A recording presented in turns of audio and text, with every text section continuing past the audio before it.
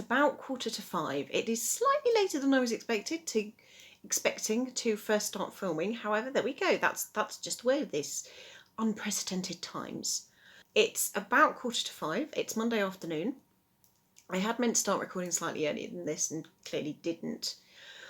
After James went to work, he got up, had a shower, went off to work, I kind of went back to bed. My plan was to watch a couple more video podcasts, but I actually dozed off again. It was only for about 10 or 15 minutes, so I'm not counting that as a proper nap. It was just 40 winks. Don't know why. There's just something about being in bed that my brain just goes, yeah, sleep. Sleepy time. I have this overwhelming desire to make some banana bread. Partly because it just seems to be the trendy thing that everybody's doing at the moment, and partly because I've got a bunch of bananas that are going soft next door in the kitchen. The problem with that is that I would be the only one that eats it because James does not like bananas.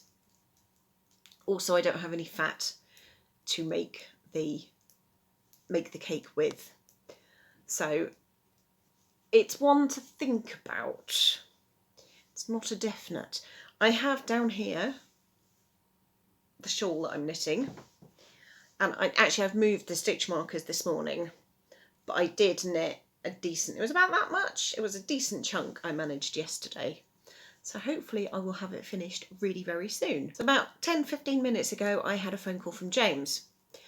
I was expecting him to say, well, you know, I still have to do X, Y, Z. Oh, I expect to be back home at such and such a point. What do you want to have for supper? Is there anything I can get from the supermarket on the way back home? And what he actually said was, oh, I finished everything I can do here for the day. I'm on my way home. Is that all right? It's like, that's even a question? Of course it's all right. Of course I want him at home. When the COVID-19 pandemic hit and the lockdown hit and the social distancing started, etc., I got really worried about James because he has to travel into central London for his work. There's bits of it he can do from home, but quite a lot of it he can't.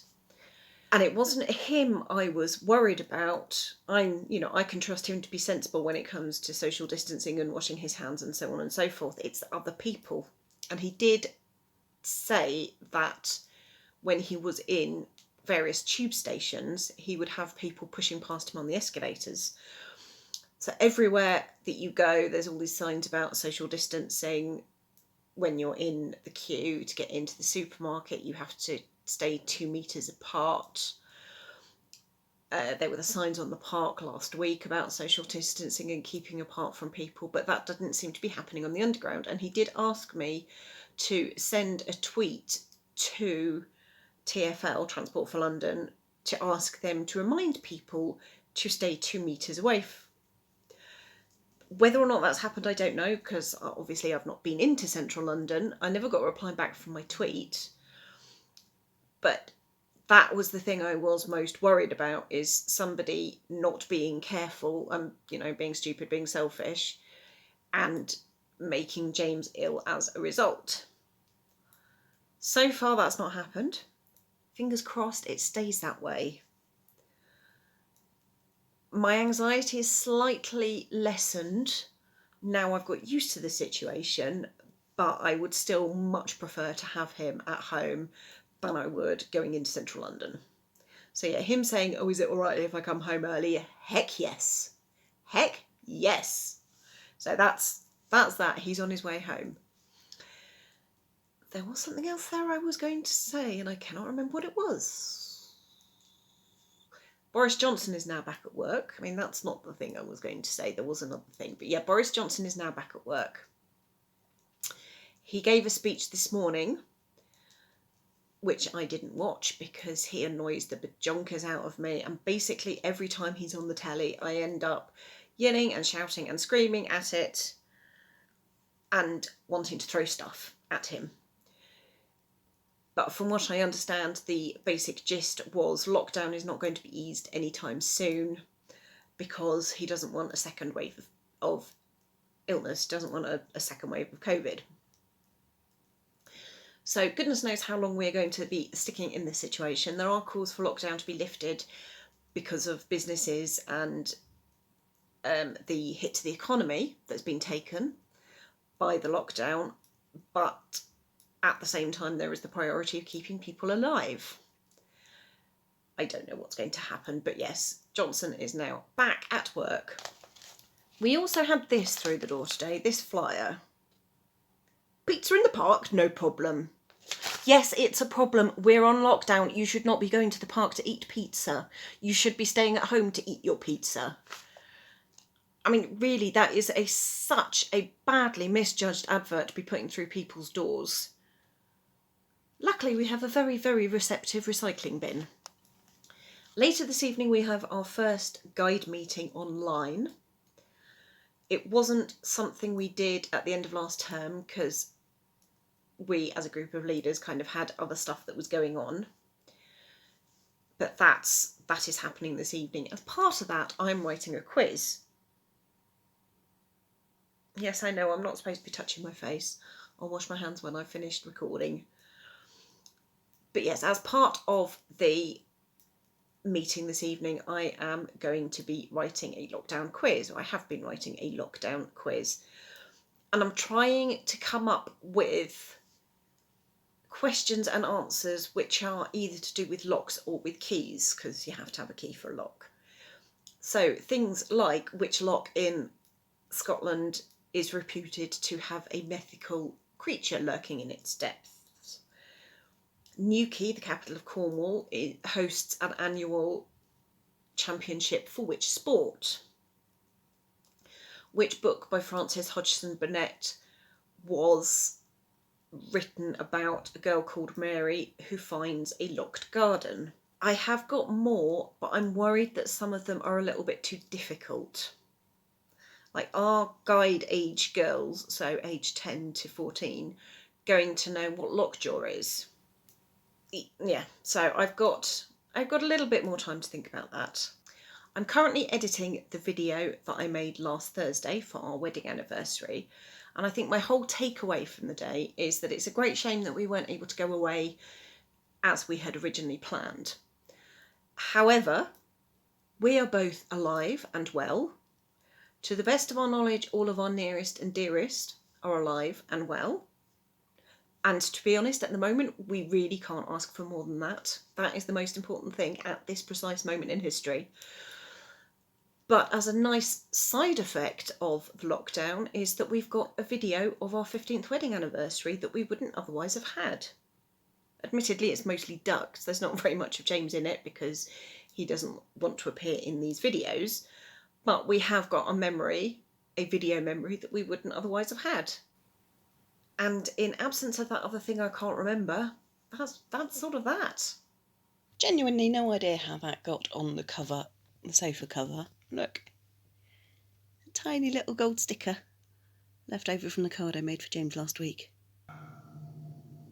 Of course, it wouldn't be Monday without Monday's Channel 5 movie, which is looking slightly racy for 11's time in the morning.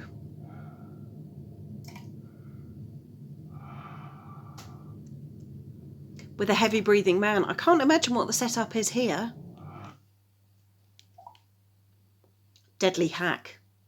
A young woman finds herself falling for a charming man who shares many similar interests, but she is shocked to discover that he hacked into her computer to discover everything about where she buys her knickers and bras, because actually he's a secret transvestite but hasn't got the courage to come out yet. Oh look, nighttime shots over the city. We've seen that one before. Let me guess, the next shot is going to be somebody in a car. All the things we knew, I know now. Alright, it's not a car.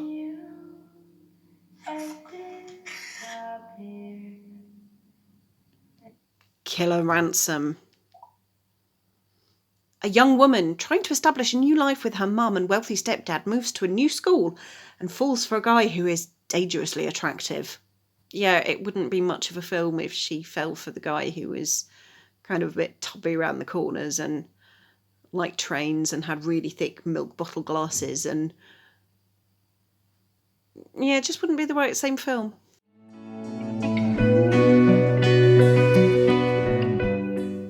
Actually, I can sort of remember what it was I was going to talk about earlier. Now we've got the tubs sorted out in the garden, the next step is to find some compost. James had a look online yesterday and he cannot find anywhere that is delivering compost. So Wilkinson, Sainsbury's, I don't know where else he looked, but it seems that most of the places that sell compost are not delivering to homes, which is understandable. It's not an urgent necessity. Sorry, I was just thrown by the car going past then. So yeah, compost, not a necessity. So it's understandable why nobody is in a position to deliver it. So we now need to work out how to buy some, how much we need, and how to get it home. I mean, we know how to buy some. You go into the shop, you buy it. But how to get it home. So in the spare room next door, I've got a big bag with wheels. What's it called? A duffel bag, I think is the phrase, terminology. But I have this bag with wheels. So at some points this week, I need to go into town with the bag, with the wheels, try and fill it up with as much compost as possible so that I can then wheel it back home. The amount we need would be far too heavy for me to carry, and I don't want to keep going in and out and in and out and in and out of town. Buying it by bit by bit, I would prefer to get it all in one go. So that is the aim for this week. By the end of this week, I would really like to have at least one of the tubs planted up. So I've seen a thing online about how to make a sourdough starter without having any yeast. Now, as it's on the internet, obviously it must be true, because nothing is ever false on the internet, ever, is it? All right, it's on the Sun website, so take it with a pinch of salt. However, actually I've just thought, how many Sun readers actually make sourdough starters? Sun readers are more likely to be the kind of people who scoff at the people who make sourdough starters as being the metropolitan and liberal elite. The world really is going upside down. Anyway, I've read the instructions, I've got all the stuff in the kitchen, and I'm going to give it a go today. Well, yes, I did wash my hands. Thank you for asking. So to make this yeasty wonderfulness, apparently all you need is dried fruit and water. Now, what you are supposed to do, empty your dried fruit into whatever. I could have sworn blind that I had dried apricots in there. I cannot find them for love nor money. There are sultanas there, but I do rather prefer eating them than making yeast with them. So I'm going to use cranberries.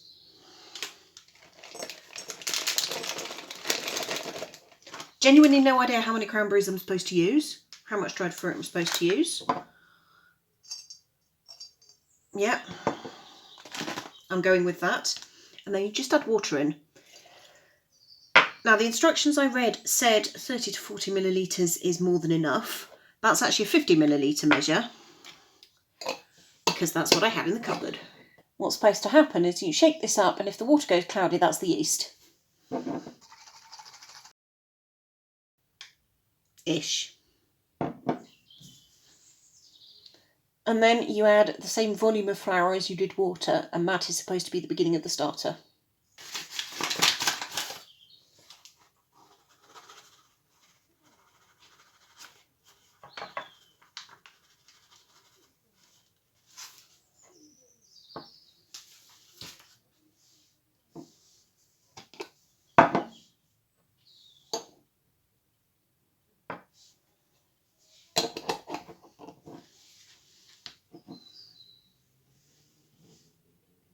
If nothing else, it looks pretty in the jar. After about 12 hours, that's supposed to start bubbling. 5:30 now. I'll have to wait till I wake up tomorrow morning. It's probably worth noting there is absolutely no guarantee whatsoever that this sourdough starter is going to work. It may be that I come to it tomorrow or the day after and it's still just a soggy mess, in which case I'll just have to start again. Or find an Amazon webpage where I can buy yeast. And that was Monday. Just like that, it's gone. Only to be repeated again next week. Same day, different activities. The meeting this evening with the guides went quite well, apart from the one moment where 7 people dropped out of the meeting. We think it was a problem with Virgin Media. I was watching the screen, noticed a couple of people's faces had frozen, then noticed everybody's faces had frozen, then noticed I'd been kicked out of the meeting. Slightly awkward because I had the questions. So after trying to get back online on my laptop, James's laptop, the PC and my phone, and none of them working, and finding out that 7 people had all fallen out of the meeting at the same time, we concluded it was a Virgin Media problem. Had it been a Zoom problem, everybody would have fallen out, and if it had been just my internet connection, then it only would have been me who disappeared. So that was fun, totally unexpected. Then this evening after dinner, we watched the first part of War of the Worlds. Back from the heady golden days of last November, where the idea of something attacking every country in the globe, on the globe, in a kind of post-apocalyptic, this is slightly scary fashion, was nothing more than just a fantasy. Maybe it wasn't the best choice of viewing. See you tomorrow.